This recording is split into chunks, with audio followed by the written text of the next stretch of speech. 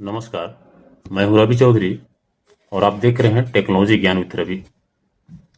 आज हम एक ऐसे व्यक्ति की बात करने वाले हैं जो इंडिया में आता है और एक मर्डर के को अंजाम देने के बाद वापस इंडिया छोड़ देता है और ऐसे जाता है पुलिस प्रशासन के नीचे से, सामने से गुजर जाता है और पुलिस प्रशासन को कानो कान पता तक नहीं चलता है। बाद में वहां जाने के बाद एक वीडियोज बनाता है जिसमें सारा डिटेल्स बताता है कि मैं इंडिया गया और ऐसे ऐसे काम किया, उसके बाद वापस यहाँ पर आ गए।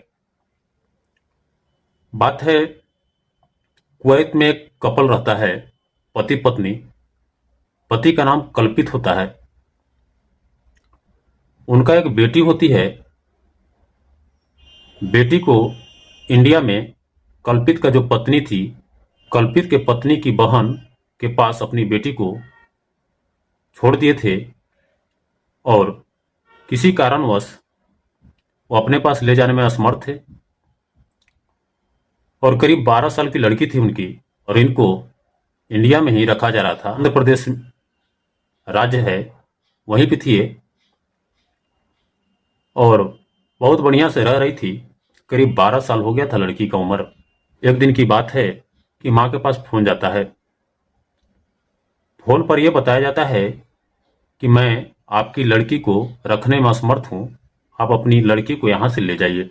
माँ असमंजस में पड़ जाती है कि आखिर बात ऐसा क्या है कि अभी तक इतना बढ़िया से रखी हुई थी, प्यार करती थी हमारी लड़की से, अच्छे से रहती थी, एकाएक क्या हो गया कि वापस अपने पास ले जाने को बोल रही है। खैर, कुछ दिन के बाद टिकट वगैरह करवाती है उसकी माँ और आंध्र प्रदेश आती है। अपने बेटी से जब मिलती है तो बहुत पूछने का प्रयास करती है कि बात क्या होगा बेटा, ऐसा क्या हो गया कि अब तुम्हें रखने को नहीं तैयार हैं और ले जाने को बोल रहे हैं। 12 साल की बच्ची थी, उसके साथ ऐसा काम हुआ था कि बताने में वो हिचकिचा रही थी, बता नहीं पा रही थी। खैर, बहुत बहलाने फुसलाने के बाद माम किसी तरीके से पूछती है। पूछने के बाद ये पता चलता है कि उस लड़की के साथ, यानी कि कल्पित के पत्नी का ससुर जो थे, उस लड़की के साथ बिहेव किए थे, उसको काफी टॉर्चर कर दिया था, उसके साथ नाजायज संबंध बनाया था। अब जब लड़की ये सारी बातें बताती है अपनी माँ को, तो लड़की की माँ जो होती है, माँ की तो रोंगटे ही खड़े हो जाते हैं। माँ काफी परेशान सी हो जाती है कि आखिर हमारे ही घर के परिवार, हमारे ही बहन का ससुर ऐसा कैसे कर सकता है। फिर ये सारी घटना कल्पित का पत्नी फोन लगाती है अपने पति के पास कुवैत और सारी बातें बताती है कि ऐसा ऐसा बात हुआ है हमारी बेटी के साथ, समझ में नहीं आ रहा क्या करें। तो कल्पित, उनकी जो पत्नी थी, वो बताते हैं कि आप फौरन थाने जाइए और सारा रिपोर्ट दर्ज करवाइए, हमें जरूर न्याय मिलेगा। थाने पहुंचती है। पहुंचने के बाद दोनों को बुलाया जाता है और थाने में एफआईआर दर्ज करने की बजाय उन्हें आपस में समझा बुझा करके वापस भेज दिया जाता है। एफआईआर दर्ज नहीं किया जाता है। यहाँ पे आंध्र प्रदेश पुलिस की एफआईआर दर्ज न करने की वजह से आगे वह बहुत बड़ा कदम उठा लेता है। इससे उस लड़की के मन पे भी काफी बुरा असर होता है कि हमारे साथ इतना बुरा हुआ है, पुलिस प्रशासन एफआईआर दर्ज नहीं किया, समझा दिया, तो आखिर हमारे साथ ऐसी घटना हो गया है तो मैं किसके पास न्याय मांगने जाऊंगा, कौन हमारा सहारा बनेगा, ये सवाल उसके मन में घूम रहे थे। ठीक है, पुलिस प्रशासन को समझाने के बाद दोनों परिवार अपने घर चले जाते हैं। आंध्र प्रदेश से अपने घर पे जाने के बाद ये सारी बातें कल्पित के पास फोन लगाकर कल्पित की पत्नी बताती है कि ऐसा ऐसा बात है, आपस में समझा बुझा करके वो हमें भेज दी, एफआईआर दर्ज नहीं किया। पुलिस की लापरवाही की वजह से बहुत बड़ी कांड हो जाता है। आगे सुनिए कहानी में। बात कुछ ऐसा होता है कि जब घर जाने के बाद पत्नी फोन लगाती है अपने पति के पास और सारी घटना बताती है, तो पति के मन में एक ऐसी अवधारणा घूम जाता है, ऐसी बातें घूमने लगता है कि आखिर पुलिस हमारे साथ ऐसा क्यों, कैसे कर सकती है।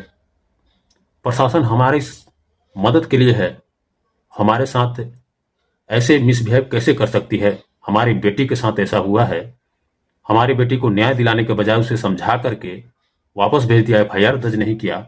आखिर हम किसके पास जाएंगे। के बाद इस मामला को दबा दिया जाता है, शांत हो जाता है मामला। कल्पित की पत्नी अपनी बेटी को लेकर वापस कुवैत चली जाती है।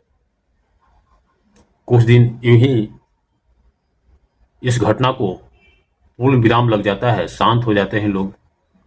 उसके बाद कल्पित वहां बैठे बैठे एक प्लान तैयार करता है कि मैं अपनी बेटी के रेपिस्ट से बदला जरूर लूंगा। प्लान तैयार करता है अच्छे से कि कैसे मैं भारत जाऊं और कैसे मैं आंध्र प्रदेश जाकर उसको कत्ल करूं। सारा कुछ वहां बैठे बैठे एक प्लान तैयार करता है। प्लान तैयार करने के बाद टिकट करवाता है। टिकट करवाने के बाद आता है भारत। उसके बाद डायरेक्ट साली के घर आंध्र प्रदेश पहुंचता है। साली से मिलता है और साली के ससुर जो थे उनसे भी मिलता है। मिलने के बाद खाना वगैरह खा करके सब कुछ सोने चले जाते हैं। और कल्पित के जो साली थी उसके ससुर भी सोने चले जाते हैं। जब सो जाते हैं लोग, तभी समय का लाभ उठाकर जब गहरी नींद में सो रहा था ससुर, उसके बाद एक रड ढूंढता है।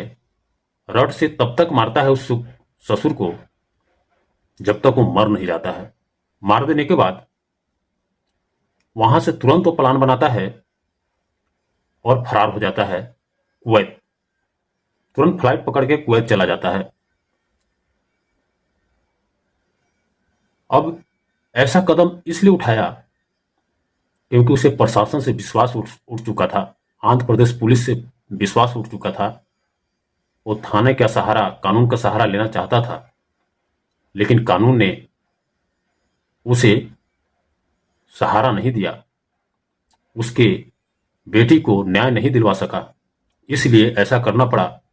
और वहां जाने के बाद, कुवैत जाने के बाद, वहां पे एक वीडियो बनाता है और वीडियो में पूरा डिटेल से बताता है इस घटना के बारे में कि मेरी बेटी के साथ ऐसा ऐसा हुआ था और मैं यहाँ से इंडिया गया और उस रेपिस्ट को कत्ल करने के बाद वापस यहाँ पे आ गया हूँ, और किस तरीके से मेरी बेटी के साथ प्रशासन ने अन्याय किया है, इसलिए मुझे ऐसा कदम उठाना पड़ा है।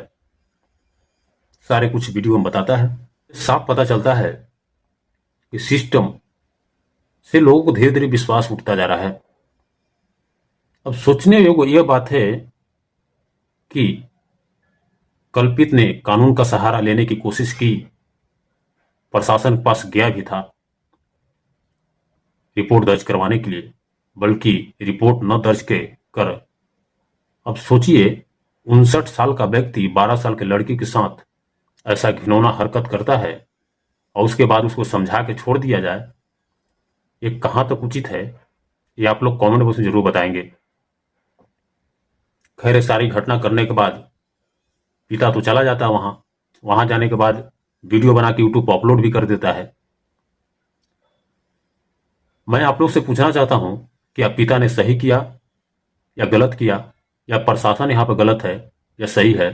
आप लोग कमेंट बॉक्स में अपना राय जरूर व्यक्त करेंगे और मैं उम्मीद करता हूं उस बेटी को, उस बहन को न्याय जरूर मिलेगा और पुलिस प्रशासन पे कार्रवाई जरूर होगी। इस वीडियो को यहीं पर रखते हैं और जैसे ही अपडेट आएगा मैं इस वीडियो में जोड़ने का प्रयास करूंगा, बताने का प्रयास करूंगा। तो फिर मिलते हैं किसी और टॉपिक के साथ नेक्स्ट वीडियो में। तब तक के लिए जय हिंद।